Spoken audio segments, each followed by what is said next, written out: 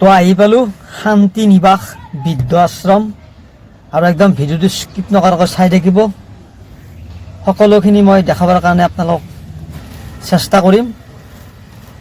তো আইতা ভালে আছে? মই অঁ বৰ্তমান ভালে এনে চব্জি জেগাটো নুগুছে মোৰতো ভৰি ভাঙাই। আপুনি কিমান বছৰৰ পৰা আছে ইয়াতে? মোৰ 12 বছৰ হ'ল। হয় নেকি? আপোনাৰ ঘৰ?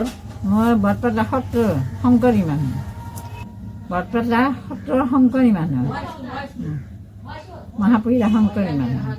কি কৰিম, ভগৱানে যোগ আনিছে বাবা, তাকে আহিছোঁ, তাতে আহিছোঁ। দ্বিতীয় বৈকুণ্ঠপুৰীৰ পৰা তেওঁ শংকৰদেৱৰ দ্বিতীয় বৈকুণ্ঠপুৰীৰ পৰা উকি আনিছে আৰু মোক।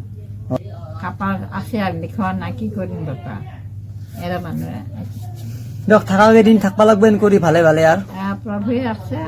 এই মালিকৰ লগতে এনেকৈ আছে। মালিকৰ দয়ালু মানুহতো, তেওঁ ইমান কষ্ট কৰি খুৱাই আছে, ধুই আছে। তেওঁ দেহা মাৰি মাৰি উক গৈছে তোক গৈছে আছে। মানুহক দুখ দিয়া নাই, মালিকে মৰমত ৰাখি খুৱাই ধুই ৰাখি আছে। আমি ইয়াতে কোনো মানুহে কষ্ট পোৱা নাই ৰবা। লক্ষ্মী নাৰায়ণ দৰে মৰম কৰিবা মা দেউতা, কোনো এটা বিষয় দেৰি নকৰিবা, দুখ নিদিয়া, খুব মন গা। তুমি বিয়া হোৱা নাই? কৰাইছো।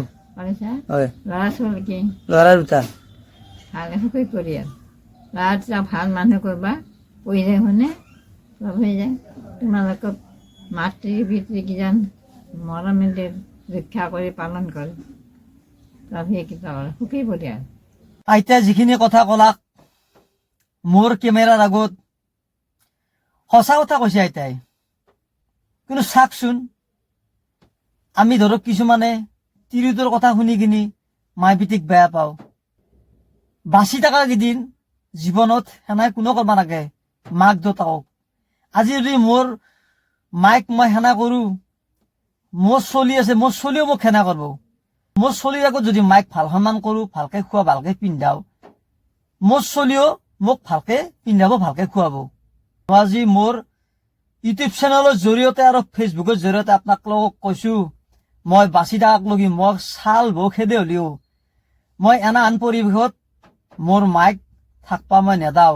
যদিহে মই মোৰ জনাম লোৱা মাতৃৰ আগত মই বাচি থাকো, মই এনা হবা নেদাও। আৰু মায়েও মোৰ আগত বাচি থাকক।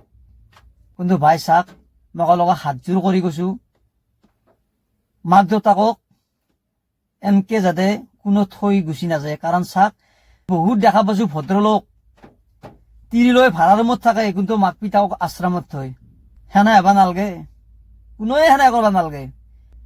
পৃথিৱীত থকা এদিন খুব ভালকে ৰাখবা লাগে, ভালকে খাবা লাগে, ভালকে পিন্ধবা লাগে। আজি ভিডিঅ'টো অলপ দীঘল হ'ব, আপোনালোকে চাব ভিডিঅ'টো। খুব সুন্দৰ ভিডিঅ' মই এইটো আজি বনাইছো অসমৰ ৰাইজৰ কাৰণে। আহক, আপোনালোকে ভিডিঅ'টো দেখি গমেই পাইছে যে কিমান কষ্ট হ'ব পাৰে। এই চেয়াৰখনত ধৰি ধৰি আইতাই লাহে লাহে ভিতৰত আহি আছে। আৰু মই এবাৰ আপোনালোকক অলপ ভিতৰৰ পৰিৱেশ দেখাই আছো। এই চাওক, এইটো ভিতৰৰ পৰিৱেশ কি সুন্দৰ কৰি কম্বল উৰি লৈছে। দাদাক বহুত বহুত ধন্যবাদ ইমান সুন্দৰ কৰি ৰখাৰ কাৰণে।